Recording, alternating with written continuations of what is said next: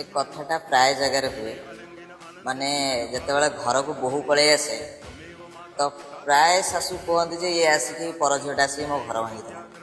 କିନ୍ତୁ ଆକ୍ଚୁଆଲି ସେଥିରେ ଦାୟୀ ବୋହୂର ନୁହଁ, ଦୋଷ ଏଠି ବୋହୂର ନୁହଁ, ଦୋଷ ହେଉଛି ତମ ଘର ଲୋକ। ଯଦି ସେ ପର ଝିଅ, ସେ ଆପଣଙ୍କ ଘରୁ କେତେ ଦିନ ଆସିବ? ବର୍ଷେ କି 2 ବର୍ଷ ହେଲା ଆସିଛି, ତାପରେ ଆପଣଙ୍କ ଘର ଭାଙ୍ଗି ଦେଇଛି। ଆପଣଙ୍କ ପୁଅ 24-25 ବର୍ଷ ଆପଣ ତାକୁ ପାଳିଲେ, ସେ ଆପଣଙ୍କ କଥା ଶୁଣିଲାନି। 2 ବର୍ଷ ଗୋଟେ ଝିଅ ଆସିଲା ତା କଥା ଶୁଣିଦେଲାନି।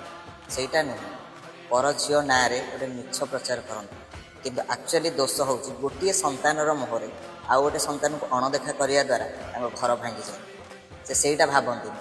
ସେ ଭାବନ୍ତି ପର ଝିଅ ଆସିଲା ଆମ ଘର ଭାଙ୍ଗିଦେଲା, ମାନେ ବିଭିନ୍ନ ପ୍ରକାର କଥା। କେଉଁଠୁ ଆଣନ୍ତି ଏସବୁ କଥା? ମୋତେ କିଏ ଖରାପ ଭାବିଲେ ମୋତେ କିଛି ଫରକ ପଡ଼ିବନି। ଯେଉଁଟା ସତ ମୁଁ ସେଇଟା କହିବି।